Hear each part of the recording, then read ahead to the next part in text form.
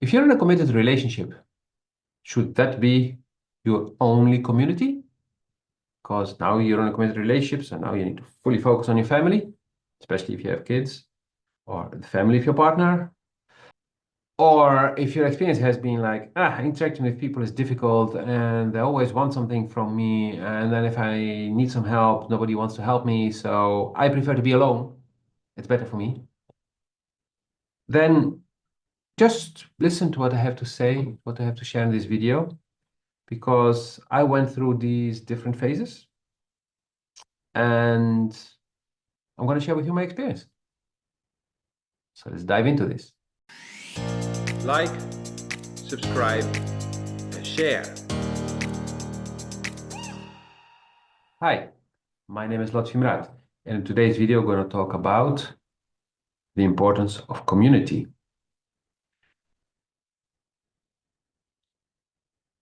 I came across a video where somebody shared a few things about the subject and put me to think, put me to look at my own life,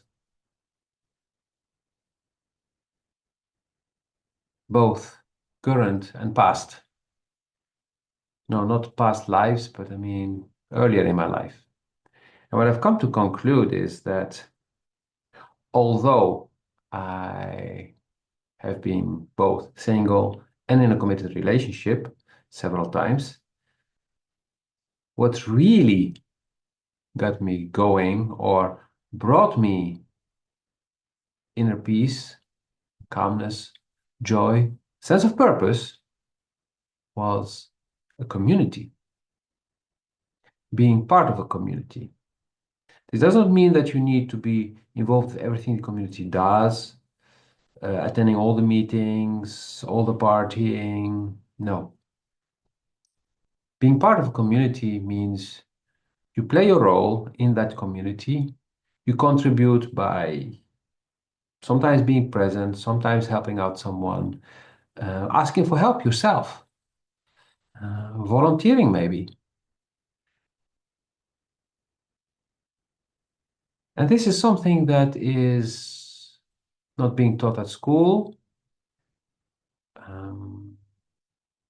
It's not taught in general except by those who want you to belong to their community.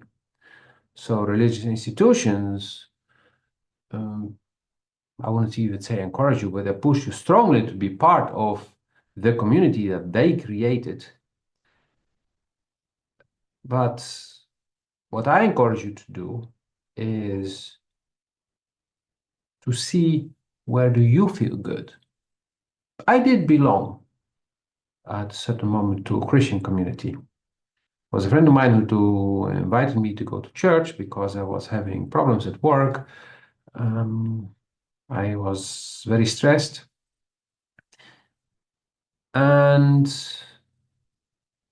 that priest at that moment who was there was not pushing any religious stuff on people. He was sharing life experiences, wisdom about life and community. And that helped me a lot at that moment. So it was very easy to join part of that community, a group of relatively same age people who were after the mass going for a walk in the park and then have lunch at somebody's place. And so it was more about connecting with people. Fun fact is, when that priest moved on and somebody else replaced him, the energy completely changed. And so after attending a few more masses, I left. And then for a long period of time, I didn't have really a community I belonged to. And then again, I had a community where I belonged to. It was a group of friends. It was a relatively big group, like 30 to 50 people, but it would be like between 10 and 20 people who would meet at each time. Some of them were living in the same country, some of them were flying in from time to time or moved to another country but would come back.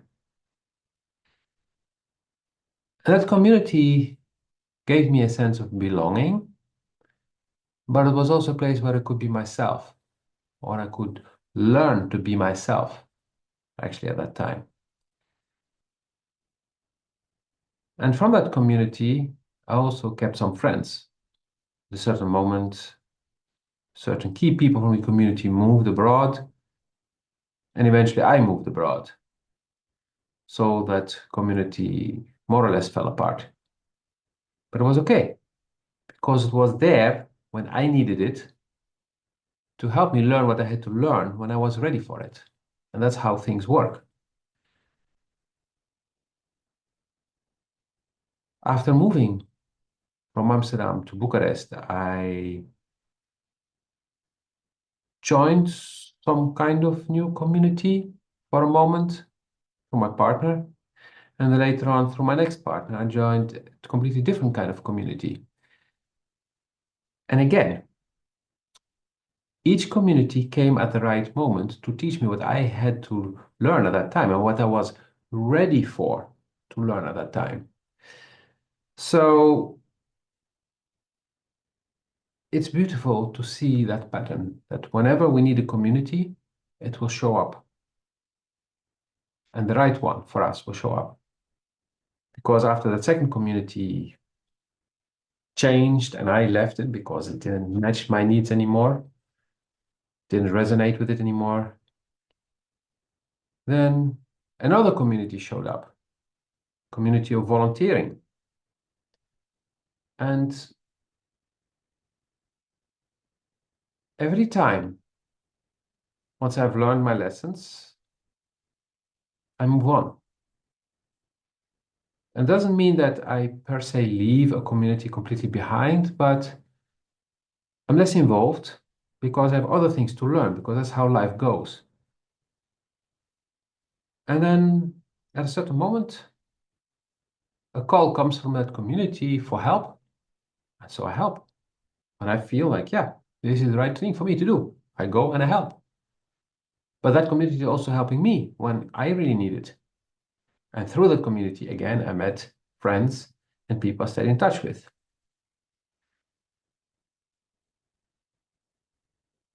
And also these people, like friends in general, come and go. When I say go, it can be permanently or temporarily, because they have their things that they're very busy with, which I have nothing to add to. And so they need to be either by themselves or with other people who help them with what they need to deal with in that moment. Just like I do. I interact with those people that I resonate with in this moment and that can help me grow in this moment. And maybe I can help them grow if they ask me to, because I do not go and force my help on people anymore. So some people come to me and join my community, or I become part of their community because they're asking for help. And sometimes the community is just there for kind of help that we don't see as help, but it can be a moment of relaxation, which will also help. Most of us, we think, oh, help, it's poor people, we need to go and help them. Or somebody has a big problem, we need to go help solve them.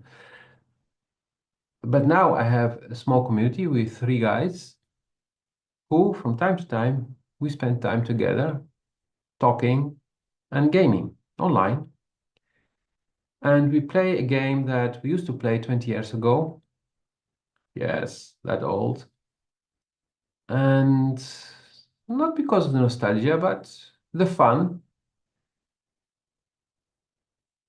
And it's more about us being together again after many years not having been in touch, doing something fun, and sometimes we spend hours and hours talking after the game, or instead of gaming, we just talk about what we're dealing with in life, what's happening, challenges we have, things we went through.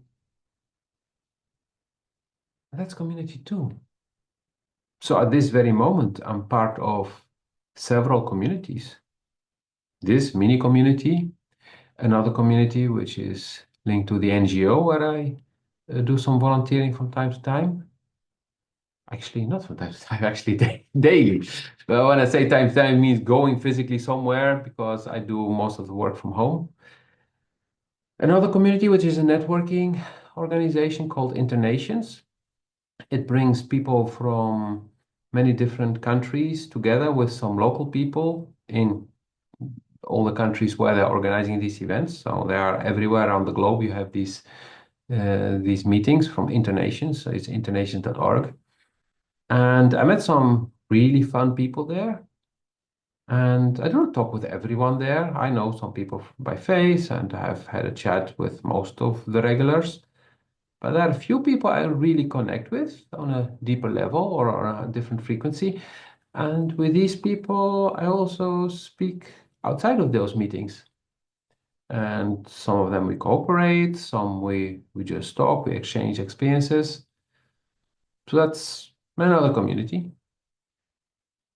Of course, you have the community that we all know, which is family. That for some people is a nice community, for some people it's a shitty community.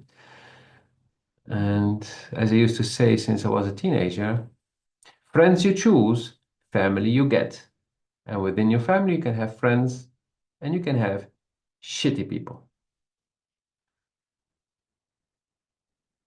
So knowing this, maybe your family is not all that bad. Maybe there is just this one person you resonate with in your family. So that's the person to stay in touch with. And maybe that person will be very happy to talk to you. Like, oh, I'm not the only one. Ah, thank God.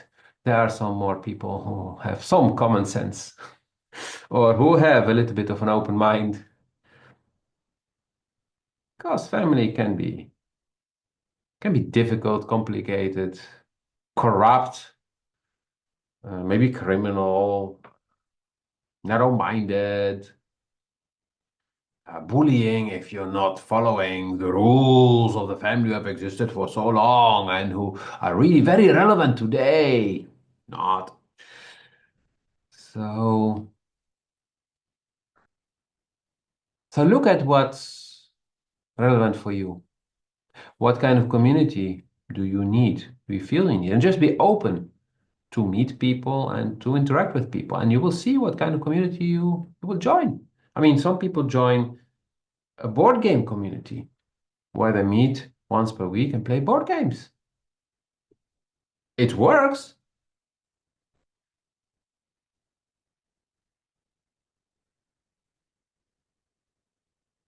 So let go of the belief that you need to be alone because you were born alone and nobody understands you, because that's not true.